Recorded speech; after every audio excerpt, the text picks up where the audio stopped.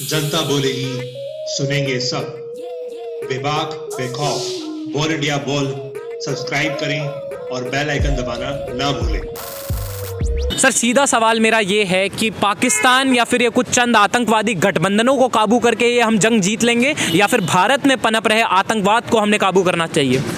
ये भारत के अंदर जो पनप रहे इस तरह के ये एक बैक्टीरिया है जो हमारे शरीर के अंदर ये रोग लगाते हैं और जब हम स्वस्थ होंगे तभी हम उस अपने बाहर कुछ कर सकते हैं। तो फर्स्टली तो ये है कि हम इनको भी मोस्ट इम्पोर्टेंट ये हमारा पहल यही होना चाहिए हमारे देश के लिए कि हम पहले इनके लिए नष्ट करें, बिल्कुल बारीकी से नष्ट करें। जिस तरह से डॉक्टर इंजेक्शन ला के हमारे रोग को दूर करता है और हम स्वस्थ हो जाते हैं तो फिर अग्रकार करने में सक्षम होते हैं। इसी तरह से हम सक्षम तभी होंगे जब अंदर के कीड़े मकोड़ों को साफ करते हुए और हिंदुस्तान के बाहर तभी हम कामयाबी हमें हासिल होगी। जी हाँ सर, पत्थरबाज देखा गया है जैसे ही बीएसएफ का एक काफिला गुजरता है तो पत्थरबाज गालियां देते हैं और कहीं ना कहीं पत्थरबाजी करते हैं। तो क्या भारत को अब इन पत्थरबाजों को एक सख्त नज़रिए से देखना चाहिए? यस, बिल्कुल आप सही कह रहे हैं कि इनके साथ सख्त नज़रिया से बिल्कुल ही देखना चाहिए। जब तक सख्त नज़रिया से नहीं देखेंगे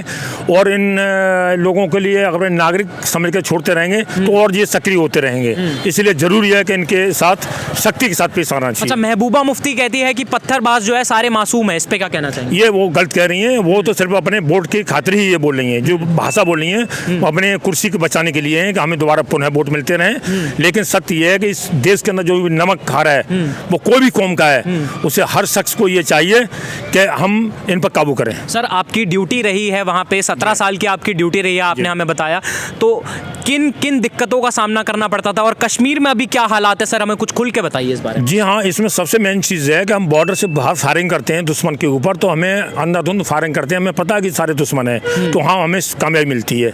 लेकिन हमें देश के नागरिकों को बचाने के लिए हम एडवांस करते हैं, तो उन्हें बचाते भी हैं और उग्रवादियों को हम ध्वस्त भी करते हैं। तो ऐसे में हमारी कैजुअल्टी ज़्यादा होती है क्योंकि इनके बचाने के चक्कर में होती है। और सत्य यही है कि ये इनके बचाने के लिए तो हम कार्रवाई कर रहे हैं, लेकिन कानून कुछ ऐसा लचीलापन है कि इसकी वजह से इनको बचाओ तब उग्रवादियों को मारो, तो इसमें हमारी कैजुअल्टी ज़्यादा होती है। अच्छा सर, आखिरी सवाल मेरा, पत्थरबाज क्या वाकई में कश्मीर में हिंदुस्तानी जो सीआरपीएफ के जवान हैं या बीएसएफ के जवान हैं उनको वाकई में वो इतना हिंदुस्तानियों को जो है, जो जवान हैं हमारे, उनको टॉर्चर करते हैं? यस, बिल्कुल आप सही कह रहे हैं कि पूरा पनाह देने वाले वहीं के जो बासिंदे हैं जो उग्रवादियों को बासिंदा बना रखा है और वो उनके बचाव के लिए पत्थर फेंकते हैं।